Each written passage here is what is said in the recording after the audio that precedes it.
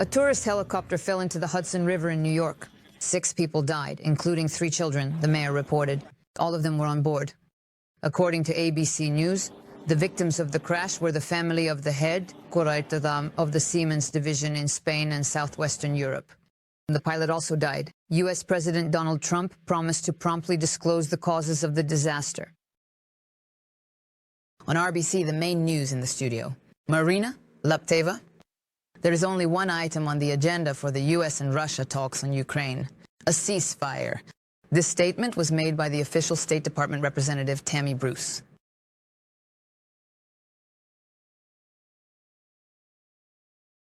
All our leaders, particularly President Trump and Secretary of State Rubio, me, have publicly made it clear what's at stake when it comes to discussing this conflict.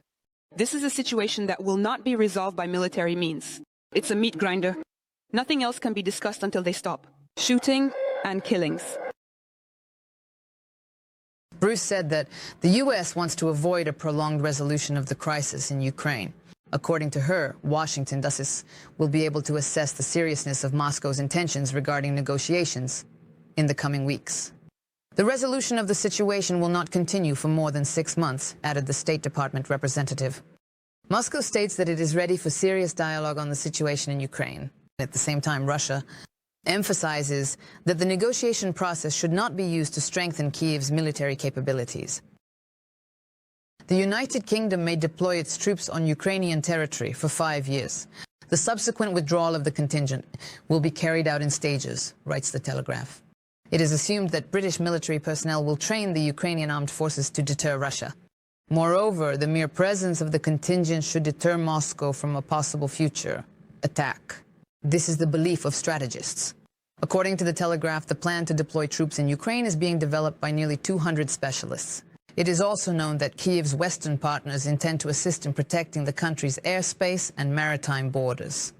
The issue of sending Western military personnel to Ukraine was discussed yesterday at a meeting of defense ministers from 30 NATO countries. The event took place without the participation of the United States. The formation of the so-called Coalition of the Willing is led by the United Kingdom and France. According to the agency Agence France-Presse, only 6 countries from this group are ready to send a military contingent to Ukraine. The coalition forces are to be deployed only after the peace treaty between Moscow and Kyiv comes into effect. Washington does not want to provoke a conflict with China due to issues in trade relations, stated U.S. Secretary of Defense Pete Hegseth. American production and not being used. I have respect for that. I think Xi Jinping recognizes that this dynamic. This is good for American power, interests, economy, and industrial base. So I don't think it should lead to conflict, and I really hope it doesn't happen. And he will take earlier. The Washington Post reported that the American military received secret strategic guidance on national defense. According to the newspaper, it was signed by Hegseth. In the document, the issue of Taiwan's defense is indicated as a priority. The guidance mentions Trump's intentions to win a potential war against Beijing and protect the U.S. from threats in the near abroad, including issues concerning Greenland and the Panama Canal. The day before, Hegseth reported that the U.S. and Panama will sign an agreement on the priority and free passage of American ships through the Panama Canal. After taking office as president, Trump repeatedly announced plans to regain control over the Panama Canal. The transfer of the canal to Panama in 1999 was foolish, and the authorities of that country charged the U.S. too much for the passage of military ships, stated the head of the White House. Investments around the world have been blocked due to U.S. tariffs, stated the Secretary General of the UN Conference on Trade and Development, Rebecca Greenspan. She noted that a trade war has begun between the 2 largest economies in the world, the U.S., and China, and the mutual tariffs will affect all countries without exception, not just Beijing and Washington. Greenspan identified uncertainty as the main problem for investments. According to her, company leaders do not know what to do, they are waiting, and therefore investments are not resuming at the scale the world needs. The U.S. trade war began a few days ago. Trump initially announced an increase in tariffs against almost all countries. Then the decision was postponed because many agreed to negotiate trade barriers. This did not happen with China.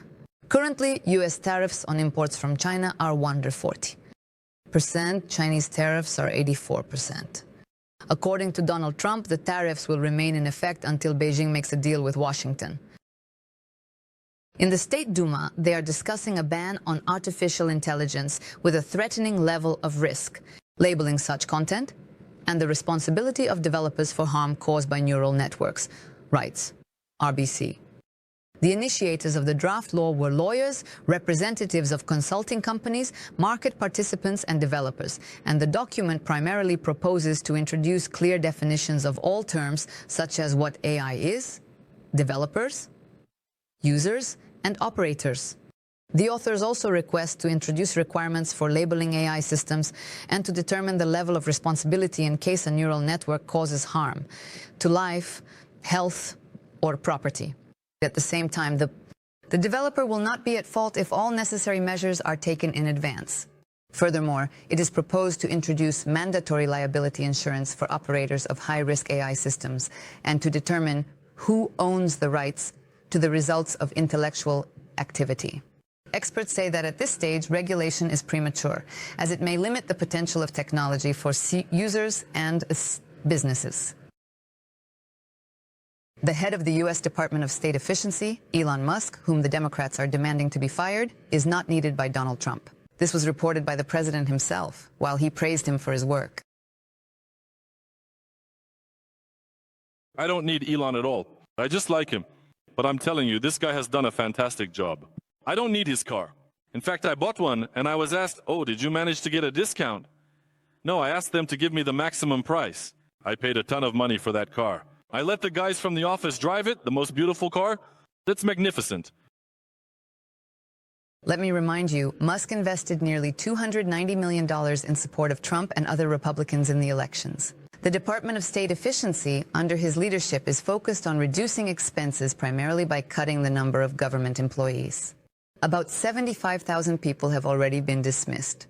Many in the U.S., including in Trump's team, are unhappy about this.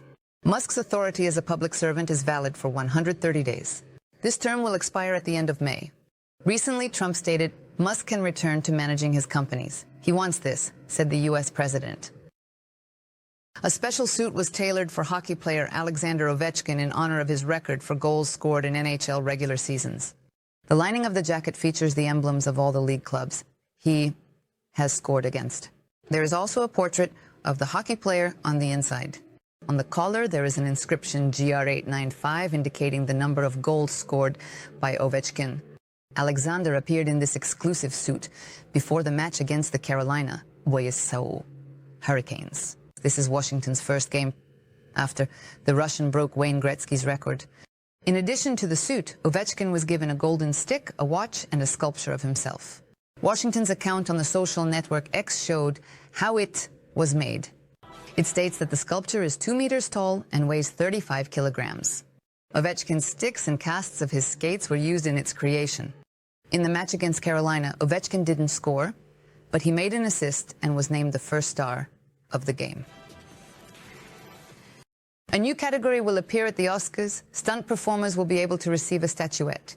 This is stated in a statement by the Academy of Motion Picture Arts and Sciences, published by Deadline. It is noted that stunt coordination is an integral part of filmmaking.